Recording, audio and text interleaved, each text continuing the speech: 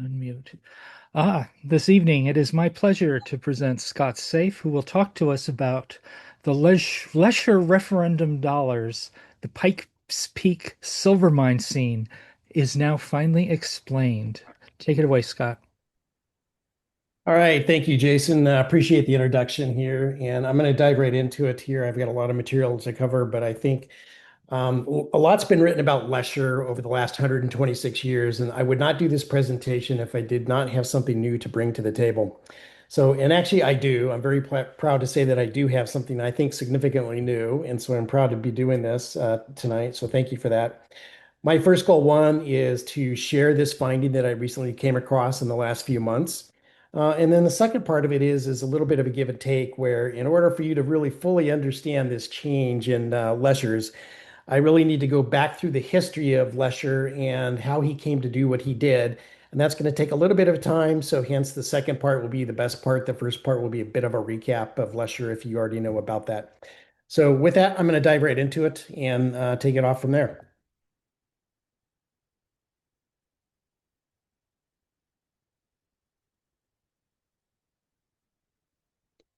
I'm going to try to. All right, first of all, where does the role of Lesher fit into the world of numismatics? Starting in 1792 when Alexander Hamilton promoted a bimetallic standard, the issues of bimetallism and international trade has been a constant, long-term, changing economic, political, and monetary struggle. Lesher's referendum dollar is just one of many coins, metals, and patterns issued by both private parties and the U.S. government that promoted promising solutions to address these challenges. None of these really became successful in and of themselves, but no other issue has been proven to be as popular and desirable as Lesher's creation. Joseph Lesher, born 1838 in Ohio, he was a silver miner for 20 years in Colorado. He also owned a silver mine. He went back and forth between Colorado and Ohio multiple times. He was a Democrat. He believed in the free coinage of silver, but he was a promoter who created his short-lived referendum dollars. His angle was the intrinsic value of silver. He ran into problems with the laws, forcing him to change the intent of his referendum silver souvenir medals, which he ultimately ended up calling them. But ultimately, about a dozen merchants or so picked up his referendums over about a year's time frame. Despite over five major published articles in magazines, Farron Zerbe did two national discovery tours starting in 1913, looking for the Lesher dollars and trying to find the origins of them. And one dedicated book, there's only been 49 words that have been published in the last 126 years that talk about the famous Pikes Peak silver mining scene. Lots of questions have emerged, and all of this printed material really focused in on where are all these Lesher dollars and why did he do these? So my intent is to uncover the new and really talk about the Pikes Peak silver mining scene and give you some big background on it. Now, full disclosure, I own no Lesher referendum dollars. I found them to be too expensive. The series is too large, and the many people have attempted, including Zerbe himself, and yet no single individual has ever accumulated a complete collection of Lesher referendum dollars. So I never felt I could do that. But it begs the question, why have I been interested in this for some time? And it turns out that my great-great-grandfather, John Johnson Epley, he built the first silver smelter in Silverton in 1874, and he went through many trials and tribulations to build that, cutting the first road, hauling a big brick press over the pass to get to Silverton, the challenges of creating a smelter with no materials nearby, running the operation. But he succeeded. He took the first brick out of Silverton to Denver with metallurgist Newton Foss.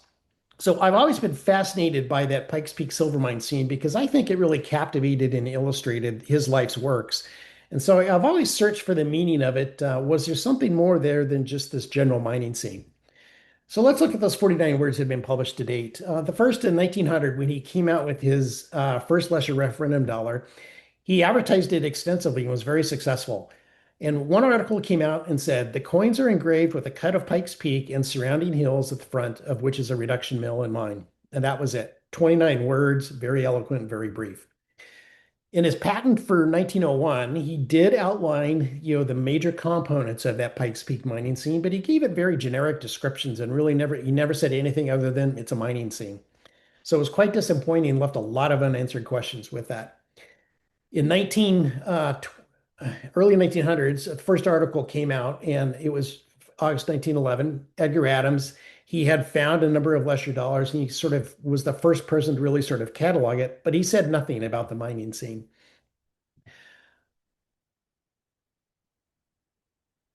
Farron Zerby, he wrote several articles on the Leshers, and he was actually the first to catalog these. And he actually met with Joseph Lesher when he was still alive in 1913.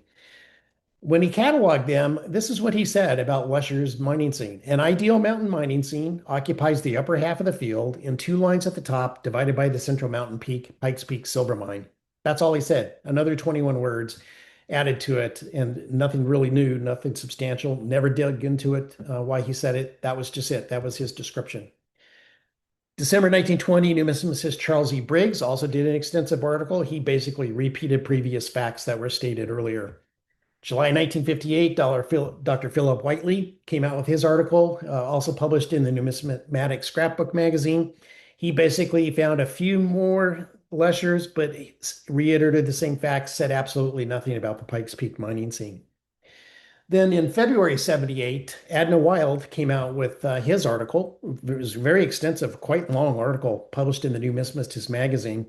He said nothing new about the mountain scene, but he did have a great index of who owned each lesser dollar, which kind of reiterated the point that most people were more concerned about where are all these lesser dollars that he made and why can't we find them today? And then in 2017, Robert Leonard and Ken Hallenbeck printed a book called Forgotten Colorado Silver. It was all about Joseph Lesher's defined coins, 128 pages long. They had one scant sentence dedicated to the Pikes Peak silver mine scene. They said the new design was very attractive, showing a scene described as Pikes Peak Silver Mine, but this was obvious artistic license, which it was. There were no mines on Pikes Peak, that's true, and those in the Cripple Creek mining district produced gold almost exclusively. Kind of true. It's about a 98.2% ratio, silver to gold or gold to silver. And that's all they said. Nothing else was explored within that peak. So there we have 126 years of history and nothing really explaining the Pikes Peak mining scene, which I've been wanting to explore and understand it. So in order to understand this story on Lesher, we do have to travel back in time and go through the series of steps that Lesher went through that led him in 1900 to produce his referendum dollars. So first of all, he talks about Pikes Peak in 1859 when this was when gold was discovered in what wasn't even Colorado at the time. It was just referred to as the Pikes Peak Gold Region. I have a whole bookshelf of maps like these, reprints of these maps that show the Pikes Peak Gold Region. That's what the area was called. It wasn't a specific point, it was the general region or area.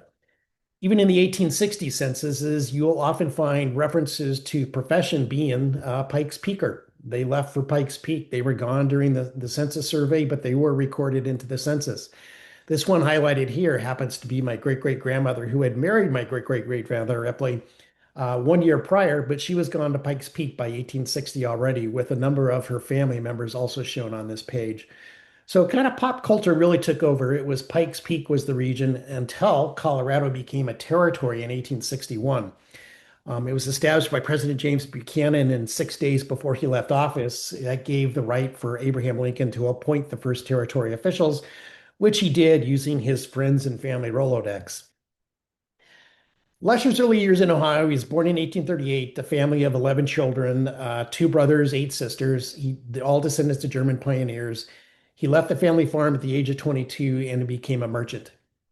In 1864, he enlisted in the Ohio National Guard, as a lot of people did. He and his brother registered, and then they went out on Company K. That unit they had was attacked by Mosby's Rangers, which is a very ferocious group from South Carolina, and as they were leisurely guarding a 600-unit wagon supply train. 5 people were killed, 6 were wounded, and 60 were captured, of which half of them perished in prison afterwards. Lesher stated later on in life, only Joseph, Aaron, his brother, and 3 others escaped. He mustered out August 31st of that year in Columbus, Ohio, and then he returned to his merchant business. But he got anxious hearing about the silver boom in Colorado, and he decided to chase that opportunity. Or it could have been that when he left Colorado, 5 Wood County creditors filed attachments on his property, and maybe he did have to skip town. We'll never know the real answer to that one. The allure of the silver boom, Nevada started the silver boom out west with Comstock in the 1859, Austin and Eureka in 1862 and 64. Colorado really didn't start off with a silver boom. It started with a little bit of gold, but the silver started in 1864 with Montezuma District near Georgetown and Georgetown silver plume. Lesher ended up making 3 trips from Ohio to Colorado for quite extensive periods of time that I'll cover. His first one, he left in 1865, and that lasted until 1872 in Central City and Georgetown. He set out in May 1865. He crossed the plains with a yoke of oxen without encountering Indians, although the Indians had been troublesome that year. 3 months later, he arrived in Central City, and he learned of the Belmont lode, and he moved to Georgetown the next year. He became a miner. He was one of the first miners in the district to use the Burley drill, which was a new innovation back east that was finally brought out west. Charles Burley actually took a very strong interest in this particular mine that Lesher was mining. And the biggest benefit here was it was productivity. It gave him tremendous productivity to crushing that hard granite that they had to drill through to get to to get to the silver in Georgetown. It also had a side benefit that it gave air to the mine, which is a good thing. But 2 explosions in Georgetown, which killed miners, cast a lot of doubt. So it was used, but not used real extensively. He's listed in the 1870 census as a miner in Georgetown. I will note that there's also a Josiah Lesher, who is a grocer in Blackhawk, which is just a nearby town to Central City, very close, actually. I believe this is a relative. He's from Ohio. I just haven't had time to chase that one down, but I think this is a relative, and there might have been others that came back and forth with Lesher. So he stayed in Georgetown 7 years, and then his father died, and he moved back to Ohio in 1872. He founded a livery and sales stable in Toledo. With a partner, he bought that partner out a few years later, and then he shows up in the Toledo census in 1880. Remember that in 1873, the Fourth Coinage Act was passed, and that eliminated the coinage of silver dollars, established the gold standard, and ended bimetallism at the time. Combined with the increased supply from Nevada and Colorado mines, silver price dropped dramatically, and it continued to drop over the next 2 decades. This was the fuel that started the gold versus silver debate that became a political debate associated with parties, respectively. In 1876, Colorado became no longer a territory, became a state. That actually was a good thing and a bad thing. From Lesher's standpoint, it brought more federal jurisdiction over the territory, and that ended up for him not being a great thing. In 1878, of course, the Bland-Allison Act kicked in because of the resulting inflation from the crime of 73, the railroad bubble, and the Long Depression. And it forced the U.S. Treasury to buy 2 to 4 million of silver monthly, and they ended up producing the Morgan dollar as a result of that act. Now, the impact here we'll see come out rather extensively, but while he was still in Ohio, Lesher did miss out on the great discoveries of silver in Colorado. That would be 1874, Leadville and Silverton, and then in 1879 with Aspen and Gilman, with Aspen being the king of the silver discoveries for Colorado. So silver mining did really take off, mostly because they found a bunch of silver to go get, and there was money to be made. And then with Bland-Allison kicking in to starting in 1878 to buy all the silver, they really had a great time doing what they were doing. They did run into some stock problems with Eastern financiers, so they ended up creating the Mining and Industrial Convention in 1882, which gave us the so-called dollar to help solidify that, hey, mining really was real in Colorado. It wasn't fake like the Eastern financiers was trying to make it to be. And that actually helped continue to accelerate the boom in silver. So, allured by the growth in silver mining in Colorado, Lesher decided to return. Now, at this point, the dates are a little bit unclear as to when he really came to Colorado and where exactly did he spend his mining time. Most of these data here on this slide are indications from Lesher's comments to Zerbe when he talked to him in 1913. So you sort of have to weigh it with that grain of salt. But he did say he specifically lived in Leadville and worked the silver mines in Leadville. He said he lived in Aspen from 87 to 1892, and he worked the Aspen silver mines. And then he also worked the silver mines in Silverton. Those are kind of his words verbatim. Now, it's not clear he came in 83. It could have been 86. It could have been 88, depending on what time you asked him the question. Multiple people asked him the question over periods of time. But this seems to be sort of the collective picture of when it was really there. I don't think he lived in Aspen in 1892 because he was back in Ohio and he got married here, as we'll see here in a second. Anyway, this was his second foray, and he did obviously spend a number of years back in Colorado doing silver mining. So on July 14th, 1890, the Sherman Silver Purchase Act was passed. Not enough was being purchased by the government at 2 million, so they mandated that 4.5 million ounces of silver would be bought monthly. That was 99% of the total domestic production of silver in the States. So it was very significant. The way that they did that and the reason they did it is deflation was causing angst among Southern farmers who had acquired debt to buy land to become a farmer. And everybody needed inflation to raise the value of the dollar so that they could pay off their bills and not lose money on it. So Congress did it. Whether it was right or wrong, they did it. And the way they financed it was they issued treasury notes that were redeemable in silver or gold. Now, we did at least get a nice edition of treasury notes that honored Civil War veterans or Civil War officers and politicians that were opposed to slavery. And we also got John Marshall on the 20, which I thought was pretty cool. And check your inventory if you have the watermelon note that last sold for 3.3 million in 2014. So you may want to cash that one in. But what ended up happening as silver price kept declining and lost value to gold, these notes were redeemed for gold, not silver. That ended up causing a large drain on the U.S. gold reserves while millions of Morgan dollars sat in the Treasury vaults, which was not a great thing for the U.S. Lesher moved back to Ohio in 1890. He married Miss Jenny Cole, and he stayed there for a couple more years past that time frame. Fast forward to October 1890, Bob Womack, who was a part-time cowboy and full-time drinker, that was his claim to fame. He discovers gold at Cripple Creek. Was grub staked by a dentist. He dug a 30-foot shaft, discovered a nice vein of gold. He ended up selling half of that for 500 bucks. And then he became penniless and died in 1909, virtually penniless, which is a pretty sad story for him. And that's actually him standing on the far right there, sitting there. A short time period after that, February 1891, Lesher returns to Pueblo and he's promoting a new smelter design that he created, which ran on gas and oil, not coal and coke, which was the typical fuel used in furnaces, especially in Colorado, given that Trinidad was a major coal producing town at that point in time. Nothing seems to have become of this, but it shows that he never lost interest in silver in Colorado and was continuing to focus on ways that he could make his money and make his presence there. 1892, the World's Columbian Exposition happened. Colorado participated on that. They had both a building that they sponsored, and they also had some medals that were released. And the reverse of the medals, I think, is quite telling. They believed, and their slogan was free coinage of silver. And that was really the moniker that the entire mining citizenry of Colorado lived by was coinage of silver, free coinage of silver. That was their mantra. That's what kept them happy. That's what kept them profitable. And that's what kept them active in the mines. It was interesting that they had the Aspen Silver Queen and the King Cole of Trinidad displayed at the event in the building. Unfortunately, those two have been lost to time, but that would have been something to have seen back then.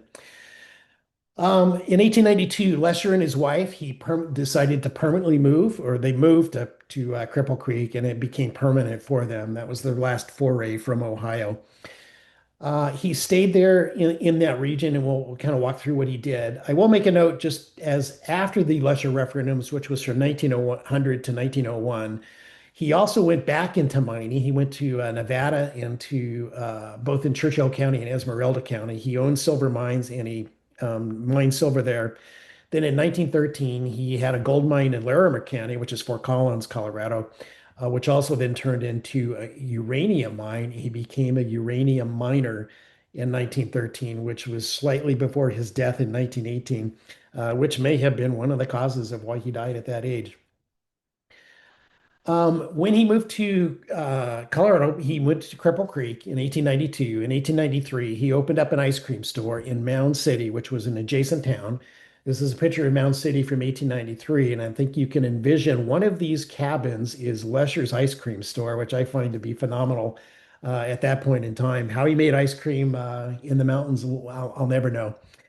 He also shows up doing real estate transactions in Victor in 1894. He shows up later as being a miner. So he seemed to have been doing a number of jobs, given both his age and his experience, but that was what he did.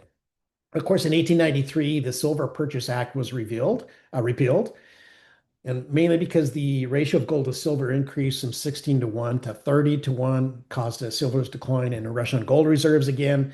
And that just had to be put to an end. So a special session of Congress was called and it was repealed. Price of silver fell 40%. The monetary value was still $1.29, but the street price became 60. And I think this is the genesis of Lesher's thinking that something is fundamentally wrong. Silver really needs to be valued at $1.29. And that became his mantra for why he did Lesher referendum dollars. The outcome, was even more severe numismatically. U.S. mints halted production of silver coins. They closed the Carson City Mint. Banks discouraged the use of dollar coins. 1893 to 1895 was the lowest production years for the Morgan dollar. And even in 1893, Colorado governor at the time, Davis Wade, he suggested that some sort of private minting should be done. Mine the silver in Colorado, send it to Mexico, have it coined. These were dubbed Fandango dollars, which don't exist, unfortunately, Mike. And then return to Colorado for circulation. So the free coinage of silver just stayed pervasive throughout the thought process of Colorado leaders, even during this downturn. The effect of the repeal of the Sherman Act was basically Colorado went into a depression, and they were hit very hard. 435 mines shuttered statewide, 9,500 mining jobs were lost, 12 banks permanently closed, many more were impacted. 377 businesses failed, 45,000 people put out of work, major families lost fortunes, including my Epley family in Denver. And homeless tent cities emerged all over the place. They were actually paying people to board the train in Denver and leave town because there was no jobs and they couldn't afford to feed the people that were there. But the silver miners who were laid off, they flooded into Cripple Creek. Gold was taken off in Cripple Creek, so they actually had some good times for themselves. At the end, this was a nationwide problem, but Colorado was devastated by the repeal of the Sherman Act and the resulting depression. And Lesher himself, he had to close his own silver mine. He shuttered it and then never reopened it again. So, what do you do when times are tough? You party. And that's exactly what the business and civic leaders did is they conceived of a Mardi Gras style event where they would have a carnival, a rodeo. They would boost local morale, revitalize tourism and local businesses, stimulate mining, and address the also ongoing drought that farmers were facing as a crisis. They produced this in less than about 6 weeks. It actually became very successful and continued as a tradition through 1900. One of the major aspects of the event was it was a 3-day event and they had a pageant of progress and military and civic parades and very cultural based. There was an organization called the Slaves of the Silver Serpent, and this was a secret society modeled kind of after Rex with the Mardi Gras, and it hosted the climatic final parade and high society masquerade ball that was held at the Brown Palace. There's no more tie-in fit of the role silver mining played in Colorado's history than the Slaves of the Silver Serpent. Citizens really felt all over the state that they were beholding or slaves to silver. And that dominated Colorado's industries. And it was great when it was good, but it was terrible when it was bad. So hence the Slaves to the Silver Serpent was a very, highly progressive organization and very successful. They would do elaborate invitations to special events. They would have their own code words that they would publicize in the newspapers, and you would have to read that and use your decoder ring or whatever you had to understand, where to meet, when the meeting is, and where it is. But it really was the secret society for the high society types. Anybody who was somebody special belonged to it. When they had their balls, they had masquerade balls. You would see lots of advertisements in the newspapers for masks that you could buy, and they were strictly enforced. Young debutantes had to be escorted by multiple family members and friends, and they would have to stay with the debutantes the entire time. It was a very tightly controlled organization, well run. The Slaves of the Silver Serpent organization was the catalyst group supporting the festival and it provided the manpower, the organization, and the financial resources that was really necessary to make the event successful. It was also very richly medaled. This is a silver tiara that was won by the Queen in 1895, debutante Miss Sally Baumberger. I actually got to look at this. It's at the Denver Public Library. You can see it anytime you're in Denver. It's the most commonly visited item at the Denver Public Library, believe it or not. But it's quite a spectacle to behold, and it looks exactly as the picture shows. That silver serpent just stares at you with that red tongue and the green eyes. It's really quite beautiful. But many, many medals came out of this, and interesting enough, a lot of none of these so-called dollars, most of them are so-called dollar size. None of these are listed in Hibbler and Kaplan in the HK so-called dollar book. Just for some reason, they're very rare, hard to find, and they just knew nothing about them coming from the Denver area. But there are dozens of these from that time period. I have a few of them. They're actually very quite nice, very well done and executed designs on each and every one of these. And there's a ton of ribbons that go with them. It was quite an elaborate event.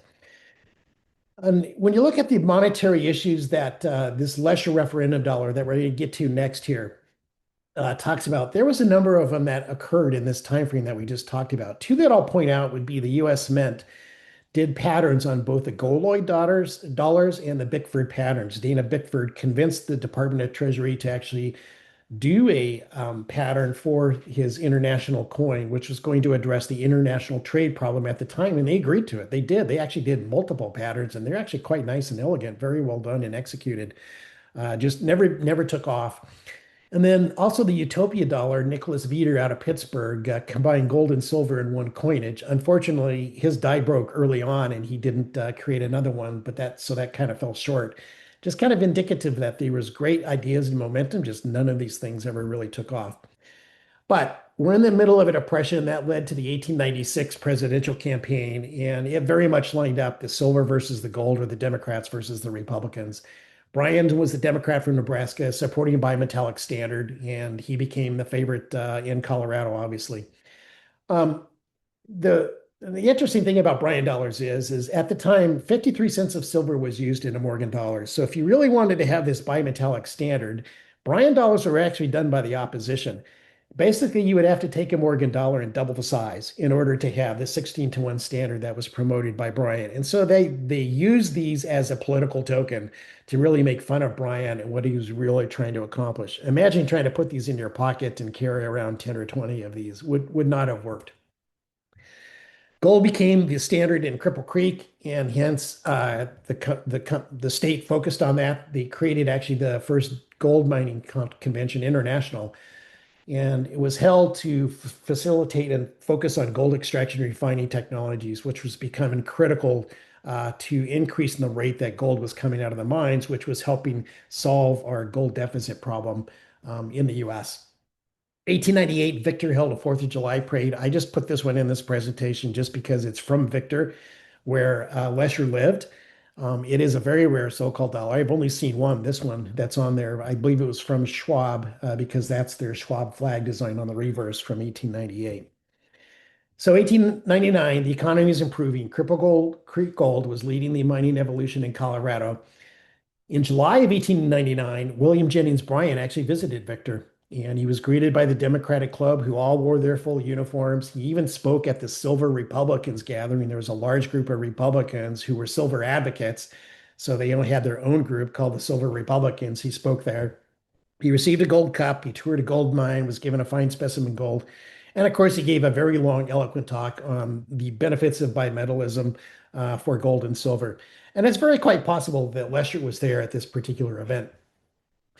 1 month later, August 21st, Victor burned down. It was a thriving community. Fire destroyed about 14 blocks in less than 4 hours.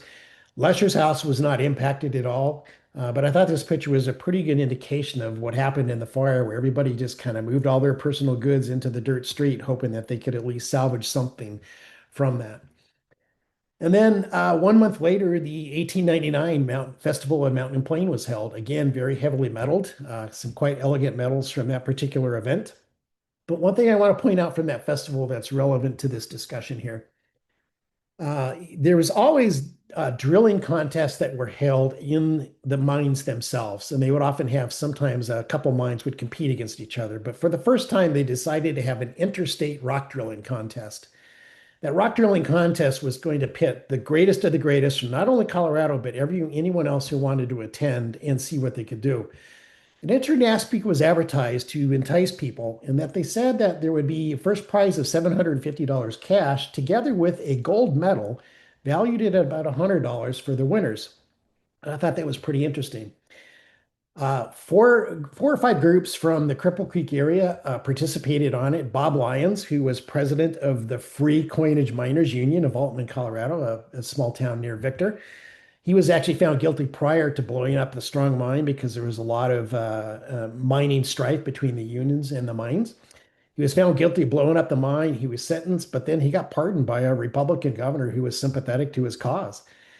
McGilvray and Galbrew from Victor were the leaders from Victor, and Richard Conley was who was the oldest man in the contest. That's actually him standing in Cripple Creek, standing on his head. So these don't seem to be people I would particularly want to hang around with, but these are the people that did this mining contest.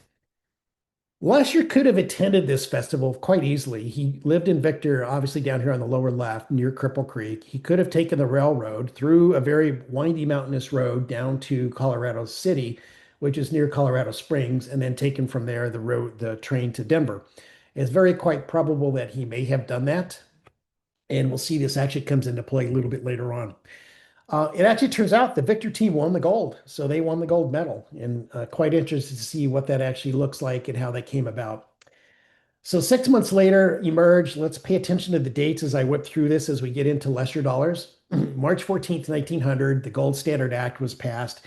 It did nothing more than formalize the gold standard, but it anchored gold at 2067 per troy ounce. And it effectively really ended bimetallism at that time. Um, 6 months later, September 26, the presidential campaign is heating up, and Governor Theodore Roosevelt decides to visit Victor. Well, he got mobbed by the Democrats, the riotous Democrat mob. They not only insulted him, but they attempted to assault his entire party. He backed off, Teddy Roosevelt, hard to believe it, but he backed off, got on his train, and he left town. They were very riotous about it. A lot of people were, shameful that that occurred in Victor, but this was a very much a free coinage of silver. This was not a coin, not a gold conference, which Teddy was an advocate of, was the gold standard. So they ran him out of town. Now we get to Lesher's referendum dollars. 10 days after this happened in Victor, Joseph Lester went to Denver, ordered dies and referendum dollars from Hurd Brothers, which was a small jewelry manufacturer in Denver. This actually is a tiara that they did produce in that same time frame, but they did some very eloquent work back then.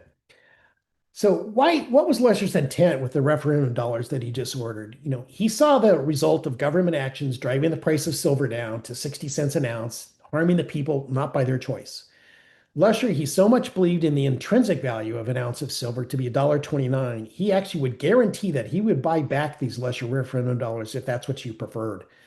He said he would keep cash in hand at the Bank of Victor to buy these back if you presented it just like you would go cash a check. He never really did keep the cash, as they found out years later. He settled on $1.25 instead of $1.29 because he wanted to make it change friendly for the merchants that he wanted to carry his Lesher referendum dollar. It was like a silver dollar, but it was smaller and it was thicker and it was octagonal shaped. To get it to an ounce, he made it thicker to get there. He wanted it to be very distinct from the dollar so that he would not have any trouble with the feds trying to imitate coin and currency. He omitted any design on it. It was an inscription only device, but he fatally used the term face value, as we'll see here in a second. Now, to understand Lesher dollars, you got to look at the entire picture. And this is Hibbler Kaplan's view. And to me, this is what has always sort of turned me off about Leshers. There's so many of them, I wouldn't know where to start and don't really quite understand the whole rationale of them. Let me simplify that for everyone real quick. There's really 5 issues of Lesher referendum dollars. It started with the first type, went to the Bumstead type, then what was not labeled by Hibbler Kaplan, then the bank type, and the imprint type. The first 4 started out at 35 milliliters and was an ounce, was priced at $1.25. Based on feedback he got from merchants, he needed to take it to $1. He thus made it 412 grains and had to reduce it down to 32 millimeters. The real fact is that there's not really 5, there's really 3, because 2 of these were die trial types. They were prototype ideas. They never saw the light of day. So there's very few impressions that were actually made of these, which again makes it very hard to collect a full set of Leshers because there's just not many of them, and a lot of people want these. And we'll talk about what that happened. So here's the first Lesher referendum dollar that he created. He only did 100 of them. They came out a month after he ordered them on November 12th, 1900. The dies were by Frank Hurd from Hurd Brothers, but I think actually Edward Snyder probably engraved this. He was the engraver at Frank Hurd. I'm not sure if Frank Hurd ever was an engraver, but he took the credit for it, so we got to stick with it that Frank Hurd was the engraver. The price on it was $1.25. That's okay. It's only a souvenir. Doesn't matter. He misspells currency by choice because he always wanted to have an out to say to the feds, hey, it's not currency with two R's, it's currency with one R. That's something different. But he unfortunately fatally used the term at face value along with currency and coin, and that ended up being his undoing. Again, he used 65 cents of silver, 15 cents to coin it, 80-cent cost to him. He sells it for $1.25. He's got 45 cents profit built into it. He'll guarantee it at $1.25 if you want to from the bank. That was sort of his mantra, but he thought he could make some money on it. He only did 100. He was very successful. He sold him out the first day. He was also very strongly promoting it, and you started to see news articles not only throughout Colorado, but it started reaching into other parts of the world very quickly. And so he was getting flooded back with requests to buy Lesher referendum dollars. Well, he only did 100. He sold them out through AB Bumstead, the local groceryman, very quickly. And so he ended up needing to buy more. And so he said 2 days later, I've ordered 500 more souvenirs. They'll be ready in a week. He ordered 500 more from the Denver Novelty Works, but then Frank Hurd decided he better go ask the Secret Service about this because he didn't think these coins were legal. He thought they were illegal.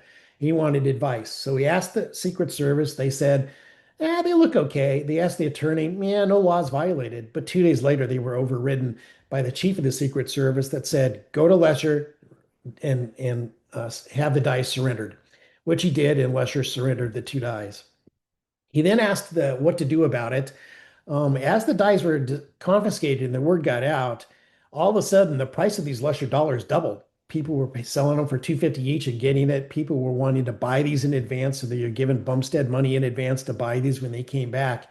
So Lesher really saw opportunity and wanted to get into this, and that he did. He asked for advice from the attorneys. What can he say about these to change it and make them legal? And they said, omit currency, omit coin, and state that they could be exchanged for merchandise at a single location. They effectively told him, make it a token. And so he took that to heart, but he really wanted to continue his thread, and that he did. He also noticed on November 21st that there's an unexpected delay in his 500 that he's ordered. He's going to Denver to figure out what's happening. He comes back 2 days later and he says, hey, I returned from Denver and a new die is being manufactured and will immediately issue 10,000 of these coins. So he's going broader than his initial 500 that he ordered. We're going to make improvements. There will be new lettering. It's going to have a greater projection to protect the face of the coin. AB Bumstead will guarantee in merchandise or money, and he expects to order these within a week. So now he's on the hook to do at least deliver 500 and most likely 10,000. He needs new dies. He obviously had issues with Frank Hurd because Frank Hurd had turned him into the Secret Service. So he turns to Hermann Otto, who's a dice inker from Germany and England who had resided in Denver for just a little over a year. Ferenc Zerbe actually met with Hermann Otto and found him to be, native of Germany. He was an artist with a brush and a chisel, as well as a designer and die cutter. He said he'd made the Lesher dies. He did it under direction from Lesher, and that was basically it. So he went back, he ordered the souvenirs, he wrote to Bumstead from Denver that engraver's working night and day on a new die, and he should come back Monday with those. He actually came back 10 days later, most likely because it took about a day to produce 100 of these, so 1,000 would take 10 days. And he had 1,000 new referendum dollars with him. In 5 hours, he sold 800 of them. It was redeemable for merchandise only at AB Bumstead. The coat of arms of Colorado is engraved, and there's such demand that he's going to move his mint from Denver to Chicago, where he can make much of them and in greater quantities. But he'll still buy the silver in Denver to make everybody happy. Newspaper articles came out about it. They showed it and talked about it, and off his business went. He was now going to be successful. The first design by Hermann Otto looked exactly like this. It does have the Pikes Peak silver mining scene. AB Bumstead is the engraved in the die merchandiser. And on the back, he's got the Colorado State Shield along with the same referendum souvenir text that he typically used. The first die actually broke on the reverse after 200 strikes, so he had to do another die, and that ended up having some differences. He took out the scrolls and took out a line, and that created what's known as Zerby number three. So two questions emerged here. Why did Lesher select a Pikes Peak silver mine scene with a state seal design? And how did Hermanado turn around these brand new dies and have 1,000 of them made in a 2-week window? That's really a pretty significant accomplishment in 1900. There are minor differences in the two dies worth looking at, only from the perspective that it's clear he may have used a model and he made slight modifications to the actual die to improve it, or he actually had to really re-engrave it, which took time for him and may explain some of the delay. He did do two other trial dies, the Exchange Merchandise Act, where he had a trademark applied for, added into the text. This is one that never saw the light of day because 2 months later they got the approval on the trademark much faster than they thought they would. He also did a one per Lesher's request, merchandise redeemable for merchandise or cash at any bank. This is the one the Secret Service told him, if you make this, we will put you in jail. They did not want to have these such that any bank would be responsible for cashing these based on presenting them, much like you would present a check at a bank. So those never saw the light of day also. The final version of Lesher's came out, and to meet with them, what the merchants wanted that he was talking to get the price down to $1, he had to reduce the size, reduce the amount of silver content, and he came out with what's known as the Zerby number five, and that was released at least after April 16th, 1901, when he did his trademark. He did trademark the word referendum, the arbitrary and fanciful word referendum, which actually is a legal term. And he also had a design for the silver souvenir medal, which the Pikes Peak mining scene, as we talked about earlier. But note here that the trademark and design patent applications, these were sent in 2 months after Lesher or after Hermanado had designed these. So it's clearly done on prior work that was done by Hermanado, and we'll talk more about that here in a few minutes. The shift from 35 millimeter to 32 millimeter did force a redesign of the Pikes Peak silver mine scene. There are numerous differences between the two, which you would typically expect. The noticeable ones, he made the text larger. The sun's rays were more pronounced. The entire mill scene was moved rightward and more smoke was coming out of the stacks. And minor differences like the ore car track is less inclined. There's swirls replace the stars. The dray is more empty than previously before. Things that you would normally expect in a die redesign. They did occur. That final version, it was left imprintable, and the dozen or so merchants that did pick up Lesher's for the remainder of the year, those are found with their names imprinted, just like J.M. Slusher is shown here. Now, I'll note that just a few days ago, I came across this where Joseph Leffer went to Denver to sell referendum souvenirs at the BPOE event on February 5th, 1901, from Victor. I suspect, because many people have asked, how did he get hold of these vendors, these merchandisers all over the state? I suspect he may have met them at the BPOE, and actually that's where he got the introduction and eventually brought them on board to his referendums. But something to be investigated later on. Right, so who is this Hermanado that did this Pikes Peak scene? He immigrated to the US sometime around 1890. He's known to have worked at the British Mint, although I've not found anything about him there. He supposedly did dies for the 1896 Olympics. That doesn't seem practical because he was in the US in the early 1890s. I don't know how you go back to London and then back to Denver. He could have, but nothing has been found to support that. He's also stated to have done dies for the Columbia Exposition in 1892. He does show up in Denver in 1899. He's listed in the 1900, 1910, 1920, and 1930 censuses, always as a die sinker, die engraver, steel engraver, always self-employed, working for himself. Back to one lingering item from the Festival of Mountain and Plain. We mentioned earlier that there was a cash prize would be limited to outside Arapahoe County, Denver residents, and the latter would actually get valuable medals and diplomas.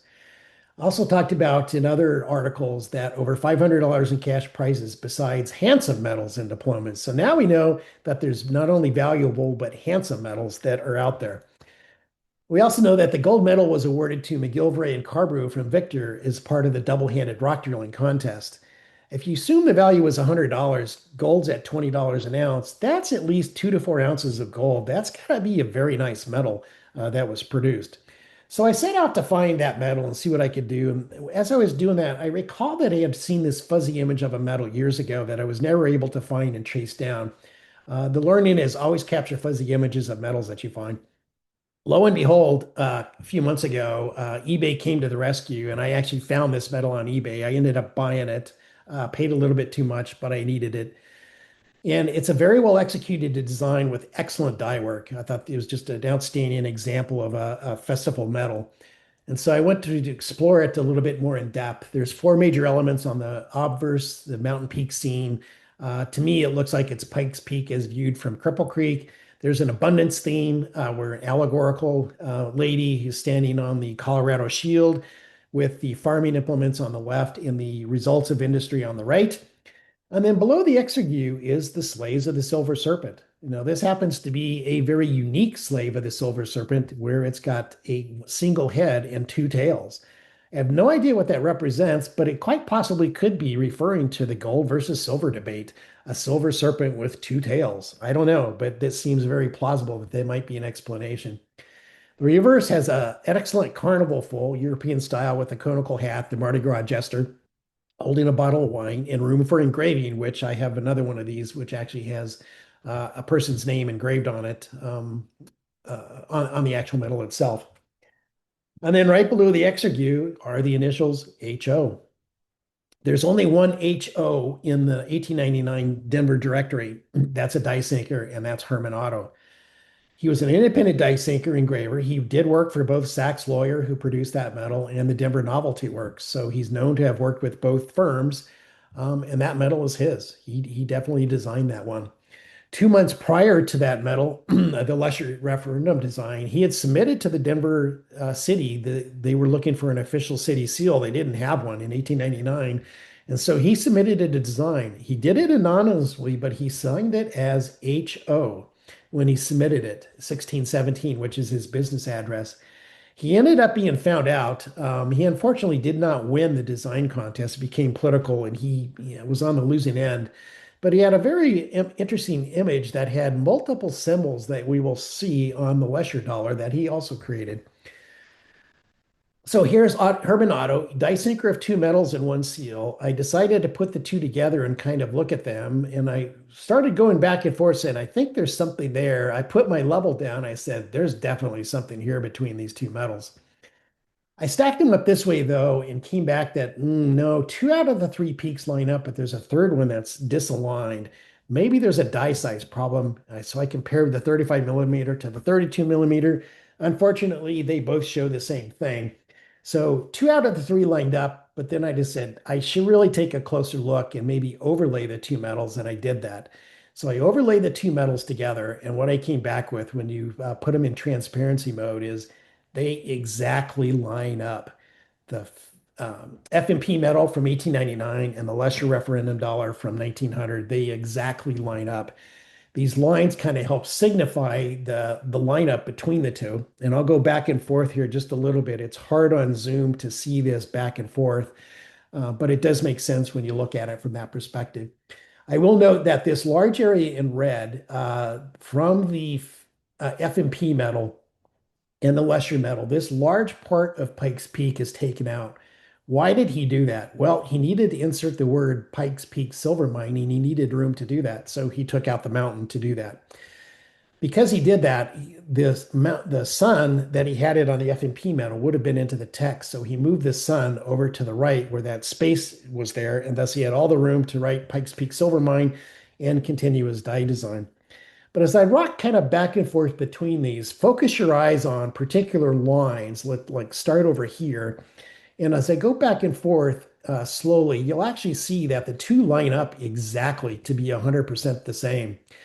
And that's across sort of every element of the design between them. Now, major things that were removed, such as the allegorical lady in the middle, when you look at her cummerbund and then her major dress folds, those actually became a slight mountain raise that was put into the design below that to replace that. When you look at the trestle over here on the left and look at that line, you'll notice it's the top of the wagon, but now it's the top of the trestle. When you look at the mill that's over here, you see the roof line is the line, but on the train, it's the top of the train set. So he took that same design. The train tracks is the same way. You see it as that's the body of the wagon that's out there. So no doubt in my mind, he replicated his design from the F&P metal to the Lesher metal quite extensively. I think what that allowed him to do was to accelerate the design of the Lesher dollar because Lesher was under tremendous pressure to get a new die built, a new design with new text on it so that he could go out and meet the demand that he saw emerging, 10,000 that he wanted to produce. So I also want to look at, are there any other original buildings that serve as the basis for Pikes Peak mining scene, which is what originally got me into this discussion? These are Lesher's descriptions applied to the actual design itself. We'll look at a picture in a little bit about the actual Pikes Peak area. But when you look at things like a pack mule and a mine car, an entry to a mine, a train mine car, and a dray, those are all pretty generic things. The only things that really matter here are the trestle work and the mill in the foreground. Trestle work is where you load it, you dump the 99% of the ore that's not good stuff, which is what a typical mine is, and the 1% goes to the mill to be crushed and then processed into silver or gold. So not a lot of pictures exist of trestle work because they were boring, but a lot of pictures do exist of the mills. So I set out to try to find that. The first thing I did, obviously, was look at the Epley Green smelter, my great-grandfather's, which is over here on the right-hand side in Silverton. There were pictures from 1877. He built it in 1874. And they kind of look like it could be this mindset, but later these smelters obviously grew over time as more mines came on board. They added more stoves and more ovens, more ore crushers, so they would grow in size. I don't have a picture from beyond 1877 to really compare this to, so it's hard to say that's it. More importantly, this is looking at the window side, and this is looking at the back side of the smelter. I really need a view from the opposite side, which I've never been able to find one. So I kind of had to rule that out before that. That smelter was actually torn down and moved to Durango to make it easier to smelt ore. It was supposedly built in the same size, and this is a token from that time period when it was rebuilt in Durango. I tried to compare it, but they're just two different time periods and not a lot of detail to really go by. So Silverton, maybe, maybe not. I looked at Leadville where Lesher worked at. That one possibly could be there, but again, time frame doesn't line up. Not quite the views, not enough windows on the buildings. I looked at Aspen Holding, which the Lixivation Works was the major mine smelter there. That actually looks very promising as a candidate for the mill that's actually on the Lesher dollar. Georgetown was too early. I don't have a picture from later yet. So my conclusion is that there's really no smoking gun for a smelter or a mine mill that actually works to fit Lesher's design. But both the Epley and the Aspen Holdings seem to be the best, strongest candidates. I also looked at the Pikes Peak picture itself to say, is this really Pikes Peak and is it a view from Cripple Creek? Well, this picture of Cripple Creek is pretty darn close to what you see on the actual metal itself. Now, if this is kind of taken from up here, I think if you were to go down a little bit level from here, your perspective would change where this mountain would raise a bit to more kind of match this. And this mountain peak would probably also raise a little bit to more match this. So that blue line kind of represents the view that probably is shown on that metal. I know from my previous work on the Pikes Peak 1906 metal that this is also Pikes Peak. I had proven that through other pictures that this was a view of Pikes Peak from the Colorado Springs side, the opposite side of Victor, if you will. And so it's definitely not a Colorado Springs view of Pikes Peak. It's definitely something from the Cripple Creek area. Lastly, I would say that coincidentally, because he had to remove a big section of that mountain, Pikes Peak is a very rounded mountain. It's not a conical mountain. Well, go back to the Clark Gruber die designs for the Clark Gruber gold in 1860. The first die designs look like that, built by somebody who had never seen a picture of Pikes Peak. And lo and behold, it actually looks pretty close to what Lesher had accomplished through Herman Otto on the design of the Pikes Peak itself. I just found that to be a very odd coincidence 40 years later that happened.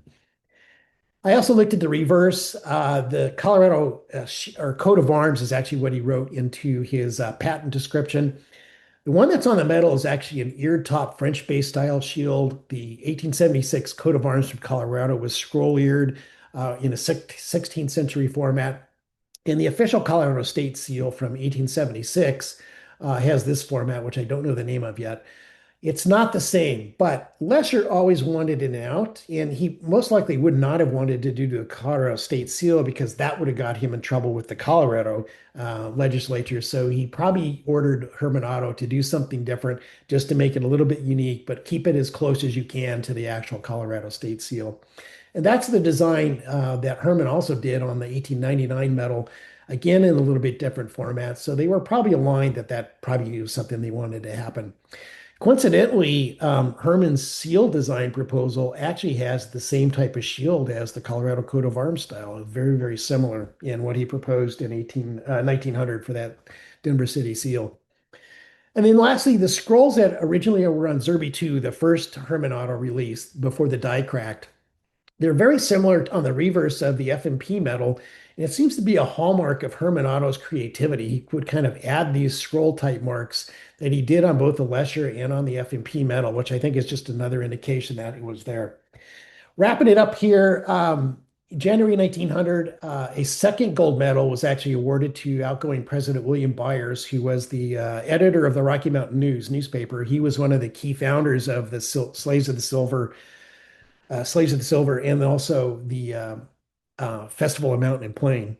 He was retiring from the position, so the board gave him a gold medal, and they described it a bit, and it exactly describes this particular gold medal. So I had to doctor this up to make it look like a gold version, just to visualize what it would potentially look like in gold. If you ever see one, please let me know. I'd love to see this one. So my conclusion out of this is that I think the thing that's interesting and new about Lesher's is that it was Herman Otto used as models from the 1899 Festival of Mountain and Plain Award medal as the basis for his entire die work on the 1900, 1901 Lesher referendum dollars. All the evidence lines up. The mountain scene overlaps. His signature is on the award medal. It's exactly how he submitted his seal design. He understood the silver problem through his design for the Slaves of the Silver Serpent, his work on the festival medal. Many of the ideas he created for the city of Denver scene, the smelter, the wagon, the Colorado State Seal, all got reflected on the designs for Lesher's referendum, new Lesher referendum dollar Reserve number 2. Lesher needed new dies immediately. Herman was ready, so he made it happen. Lesher spent 20 years of his life chasing his passion, which was silver. Economic and political events of the time definitely shaped his views. He saw the intrinsic value of silver slip away. He believed in free coinage of silver, and he was one of the few to make a go at it with his Lesher referendums. A promoter at heart, which was really necessary to do something like this. Somebody's willing to push the laws and everything else out of the way in order to achieve his dream. Any attempt that I've had to try to explain the mill on the foreground, it's still an open mystery. There are two candidates I talked about that I, think maybe looking at. I'm working with Fred Holliburn and a few others to try to figure out, is there other pictures that we could use to try to figure out what mill that actually is.